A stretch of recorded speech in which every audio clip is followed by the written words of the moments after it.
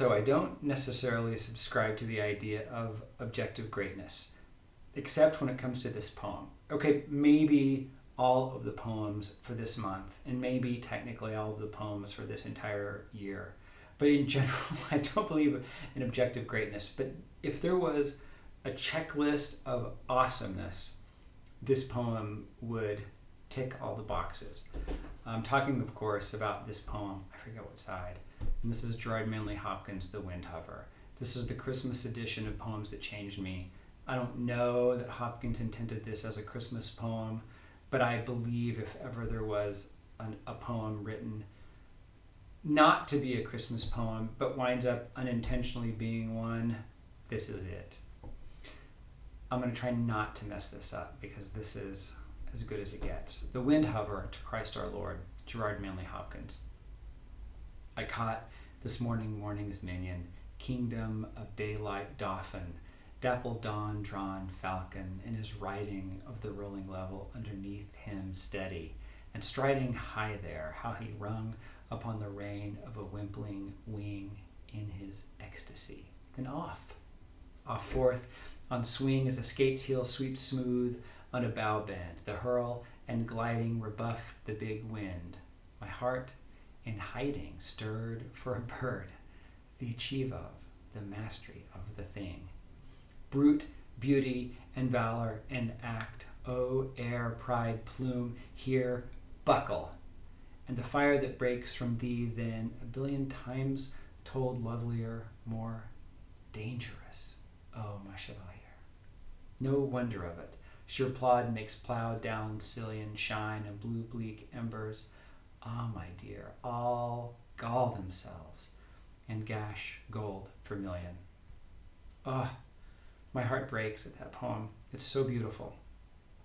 So this poem changed a number of things for me. Too many really to talk about here and not bore you. But one thing it changed I want to say really quickly is teaching poetry. I remember the first few times I taught this poem, students were just lost. Partially because they're trying so hard to figure out the poem, what in the world it means, that they just miss the beauty.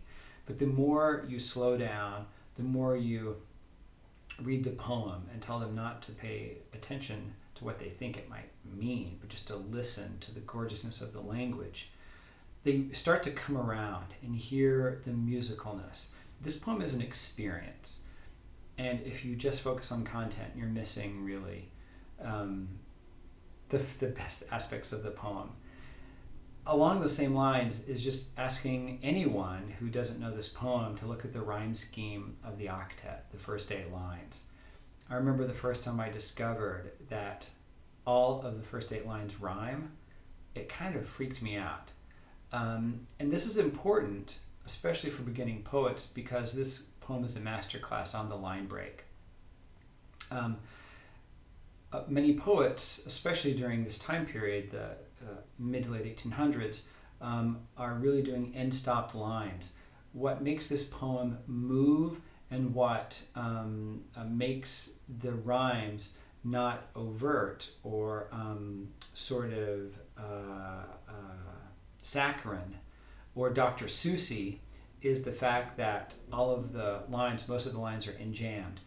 Not only that, but he ends the syntactic unit or the punctuational unit 2 or 3 or 4 words in of the next line. So you do get a little break, but the rhyme is sort of hidden or buried in the movement of the syntactic unit. The other thing that this poem really changed for me was his embrace of the poetic toolbox. One reason the rhyme gets sort of buried is not only because of the line breaks, but because he's just pummeling you with the assonance and the alliteration. Dumb, daylight, dauphin, dapple-drawn, falcon. I don't care if something rhymes or not. That's what you're going to hear. And you're going to hear wimpling and wing, not necessarily how it rhymes with striding. And you're going to hear skate's heel sweep smooth on a bow bend.